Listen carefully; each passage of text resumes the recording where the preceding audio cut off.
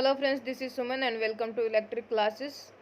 आज हम डिस्कस करेंगे national high speed rail corporation limited में जो वैकेंसीज आई हैं लेटेस्ट, उसका लास्ट डेट जो है हम आपको पहले ही बता देते हैं। 31 मई जो है लास्ट डेट है, तो अभी 1-2 दिन ही बचे हैं, तो आप इसका फॉर्म अप्लाई कर सकते हैं, फिल कर सकते हैं। तो national high speed rail corporation limited में जो है आपकी रिक्रूटमेंट वैकेंसीज निकली हैं असिस्टेंट मैनेजर, जूनियर मैनेजर और जूनियर इंजीनियर के लिए। तो यहाँ पे अपन देखेंगे किस तरह का आपका क्या प्रोसेस है, कितने नंबर ऑफ वैकेंसीज हैं, क्या आपका पे स्केल होगा, एजुकेशनल क्वालिफिकेशन क्या है, सारी चीज़ें यहाँ पे डिस्कस करेंगे। तो सबसे पहले तो आप देख सकते हैं यहाँ पे ऑनलाइन अप्लीकेशन फॉर्म फिल करने की डेट जो है स्टार्ट हो चुकी थी आपकी 2 मई से ही।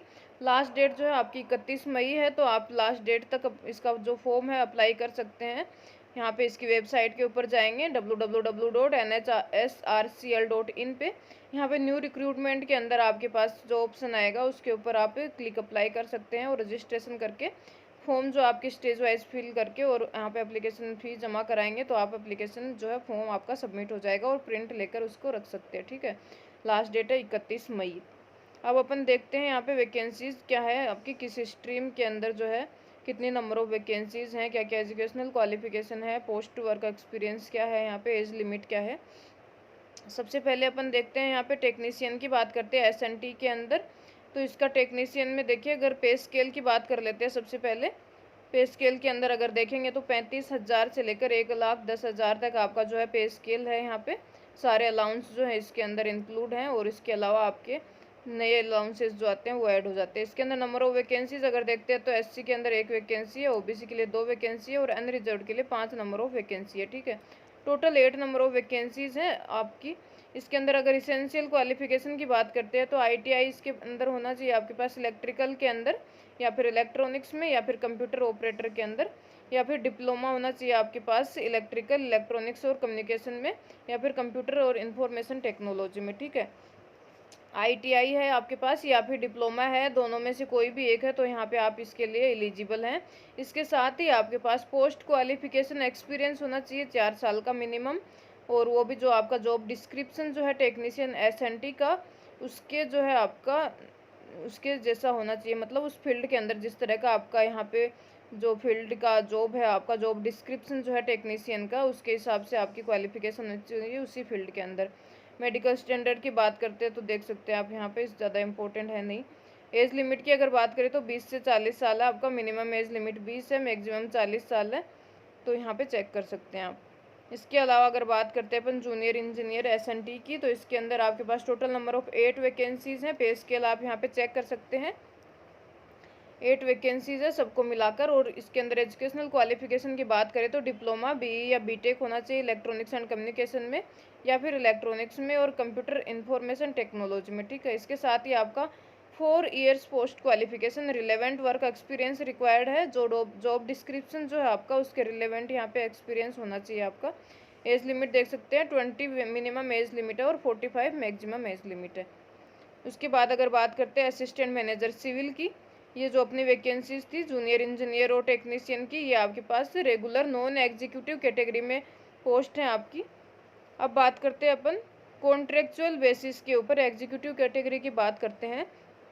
पहले अपन देख लेते हैं कॉन्ट्रेक्चुअल में क्या है। तो आपका मिनिमम जो है स्टार्टिंग में 3 साल का कॉन्ट्रेक्चुअल बेसिस पे पीरियड है, उसके बाद 2 साल एक्सटेंड हो सकता है एनएचएसआरसीएल के डिसीजन के बेसिस पे, और उसके बाद आपको यहाँ पे रेगुलर भी किया जा सकता है। ठीक है, तो यहाँ पे एज लिमिट पहले ही देख लेते हैं। मिनिमम एज लिमिट आपकी 20 ईयर्स है, मैक्सिमम 35 ईयर्स है।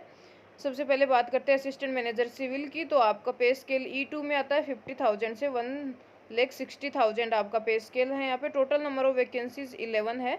एसेंशियल क्वालिफिकेशन की बात करें तो डिप्लोमा, बीई या बीटेक होना चाहिए सिविल इंजीनियरिंग में। इसके साथ ही 4 years post qualification relevant work experience required है यहाँ पे। ठीक है, इसके बाद अगर बात करते हैं प्लानिंग की, तो ये भी सिविल इंजीनियरिंग के लिए है। ह्यूमन रिसोर्सेज की बात करें तो एमबीए के लिए है ये। फिर अगर जूनियर मैनेजर सिविल की बात करते हैं तो डिप्लोमा, बीई या बीटेक है सिविल इंजीनियरिंग के अंदर, और उसके साथ ही 2 years post qualification relevant work experience यहाँ पे रिक्वायर्ड है। अब बात करते हैं जूनियर मैनेजर जो है इलेक्ट्रिकल की। जूनियर मैनेजर इलेक्ट्रिकल की बात करते हैं तो यहाँ पे आप पे स्केल देख सकते हैं 40,000 से 1,40,000 तक यहाँ पे E1 में आएगा। अब बात करते हैं अपन SC की, तो 3 नंबर वो वैकेंसी है। ST की बात करें तो वो 1 वैकेंसी है। OBC की बात करें तो 5 वैकेंसी है यहाँ पे। एक बार चेक कर लेते हैं ऊपर किस किस उसके अंदर है। SC ST OBC EWS और अनरिजर्व्ड है, ठीक है। तो आप देख सकते हैं यहाँ पे SC के अंदर 3 वैकेंसी है, ST में 1 वैकेंसी है, OBC में 5 है और यहाँ पे अनरिजर्व्ड में 2 वैकेंसी है। EWS में 2 है और अनरिजर्व्ड की बात करते हैं तो 10 नंबर ऑफ वैकेंसीज हैं यहाँ पे। तो टोटल आपकी जो है 20 नंबर ऑफ वैकेंसीज हैं जूनियर मैनेजर इलेक्ट्रिकल के अंदर। इसकी इसेंशियल क्वालिफिकेशन की बात करते हैं तो डिप्लोमा या फिर BE और BTech इसके अंदर होना चाहिए आपका इलेक्ट्रिकल इंजीनियरिंग में।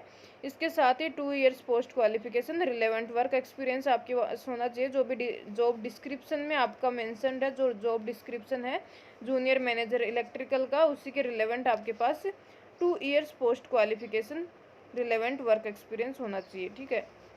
मेडिकल स्टैंडर्ड की बात करते हैं तो ये रेल कॉरपोरेशन है, तो इंडियन रेलवे के हिसाब से यहाँ पे सारे मेडिकल स्टैंडर्ड्स जो हैं वो सेट किए हुए हैं, तो आप चेक कर सकते हैं। यहाँ पे जॉब प्रोफाइल की बात करते हैं तो आप देख सकते हैं हर एक जो भी आपका कैटेगरी है उसके हिसाब से क्या क्या जॉब प्रोफाइल है वो सब चेक कर सकते हैं। सिलेक्शन प्रोसेस की अगर बात करें, यहाँ पे 3 स्टेजेस होंगे सिलेक्शन प्रोसेस में। पहला होगा आपका computer based test, CBT test होगा। उसके बाद आपका पर्सनल इंटरव्यू होगा, और अगर कंप्यूटर बेस्ड टेस्ट और पर्सनल इंटरव्यू में आप क्वालिफाई कर जाते हैं तो मेडिकल एग्जामिनेशन के आपको जाना पड़ेगा, ठीक है। तो 3 स्टेज है, CBT है, पर्सनल इंटरव्यू है और मेडिकल एग्जामिनेशन है। और जो मेडिकल स्टैंडर्ड है वो इंडियन रेलवे के अकॉर्डिंग डिसाइड किए हुए हैं, ठीक है। उसकी अगर बात करते हैं, अगर CBT जो है 1 से ज़्यादा शिफ्ट के अंदर होता है तो नॉर्मलाइजेशन मेथड यहाँ पे अप्लाई किया जाएगा। मेडिकल एग्जामिनेशन वही लोग दे सकते हैं जो CBT और PI को क्लियर करके आए हैं यहाँ पे। इसके बाद आप चेक कर सकते हैं कि मेडिकल स्टैंडर्ड यहाँ पे हर एक पोस्ट के लिए दे रखे हैं किस तरह से। इसके साथ ही श्योरिटी बॉन्ड की बात कर लेते हैं, तो जो आपका A कैटेगरी की जो वैकेंसीज हैं जिसके अंदर अपन टेक्नीशियन और जूनियर इंजीनियर की बात करी थी SNT के अंदर, वहाँ पे 3 लाख का आपको एक श्योरिटी बॉन्ड जो है एग्जीक्यूट कराना पड़ेगा, जिसके अंदर आपकी कॉस्ट ऑफ ट्रेनिंग आ जाएगी। इसके साथ ही मिनिमम पीरियड ऑफ 3 इयर्स इसके अंदर होगा, उससे पहले आप जो है इसको रिजाइन कर नहीं सकते, और अगर रिजाइन कर रहे हैं तो 90 डेज़ का प्रियर नोटिस आपको यहाँ पर देना पड़ेगा, ठीक है। उसके साथ बात करते हैं अपन कॉन्ट्रेक्चुअल बेसिस पोस्ट की बात करें तो उसके अंदर भी आपका 3 लाख का श्योरिटी बॉन्ड यहाँ पे एग्जीक्यूट कराना है। मिनिमम पीरियड आपका हो जाएगा यहाँ पे 2 इयर्स के लिए, और अगर आप जॉब रिजाइन करते हैं तो आपको 90 डेज़ का प्रियर नोटिस यहाँ पे देना पड़ेगा, ठीक है। उसके बाद पे स्केल की बात अब हमने पहले ही कर ली है, जो भी आपके अलाउंस है वो सारे ऐड हो जाएंगे उसके साथ में। कंसेशन और रिलैक्सेशन की बात करते हैं तो आप यहाँ पे अपर रिलैक्सेशन देख सकते हैं, हर एक जो है आपकी कैटेगरी के हिसाब से दिए हुए। किस तरह से अप्लाई करना है इसकी बात करते हैं तो आप www.nhsrcl.in पर जाएंगे। वहाँ पर आपके पास रिक्रूटमेंट के लिए ऑनलाइन अप्लाई के लिए आपको ऑप्शन दिया रहेगा, वहाँ पर आप अप्लाई कर सकते हैं। इसके अलावा कोई भी आपका जो ऑफलाइन मोड के अंदर एप्लीकेशन फॉर्म जो है वो एक्सेप्ट नहीं करा जाएगा, सिर्फ और सिर्फ ऑनलाइन फॉर्म जो है यहाँ पे अप्लाई करना है, आपको फिल करना है। तो यहाँ पे चेक कर सकते हैं सारे जो आप रजिस्ट्रेशन करेंगे, ईमेल आईडी पे पासवर्ड आएगा, आप यहाँ पे उसके बाद लॉगिन करके जो भी आपकी सारी डिटेल फॉर्म फिल कर सकते हैं। करंट ओपनिंग या फिर कैरियर ऑप्शन में जाएंगे, वहाँ पर आपको मिल जाएगी ये ओपनिंग। इसके साथ ही आपके पास यहाँ पे जो है स्टैंडर्ड दिए हुए हैं, जो भी रिसेंट पासपोर्ट साइज़ फ़ोटो है या फिर जो भी सब सिग्नेचर सर्टिफिकेट जो भी अपलोड करने होते हैं, क्या क्या साइज़ है वो चेक कर सकते हैं आप यहाँ पे। अगर एप्लीकेशन फ़ी की बात करते हैं यहाँ पे तो अनरिजर्व्ड EWS और OBC के लिए 400 नॉन रिफंडेबल एग्जामिनेशन फ़ी है यहाँ पे। इसके साथ ही वीमेन कैंडिडेट जो हैं उनके कोई फ़ी यहाँ पे एप्लीकेबल नहीं है, जो फ्री ऑफ कॉस्ट वो आप जो है अप्लाई कर सकते हैं इसके लिए। और इसके साथ ही SC ST की बात करें तो उनके लिए भी कोई एप्लीकेशन फॉर्म फ़ी यहाँ पे नहीं है, ठीक है। उसके बाद अपन देख लेते हैं यहाँ पे टेक्निकल क्वेरीज हैं, ये आप चेक कर सकते हैं। यहाँ पे मोबाइल नंबर दिया हुआ है, यहाँ पे आप कॉल करके और जो भी वर्किंग आवर्स है उसके अंदर देख सकते हैं। लास्ट डेट मैंने आपको बता दी है कि 31 मई जो है वो आपकी लास्ट डेट है, तो 2-3 दिन ही बचे हैं अभी, तो आप ये फॉर्म फिल कर सकते हैं और उसकी तैयारी कर सकते हैं। सिलेबस जो है अलग से यहाँ पे नोटिफाई कर दिया जाएगा आपको, और आप यहाँ पे जो है अच्छी रिक्रूटमेंट है, फॉर्म भी ज़्यादा नहीं है, तो आप अप्लाई कर सकते हैं। पे स्केल भी काफ़ी अच्छा है। तो आज के लिए इतना ही। Thank you so much and have a nice day.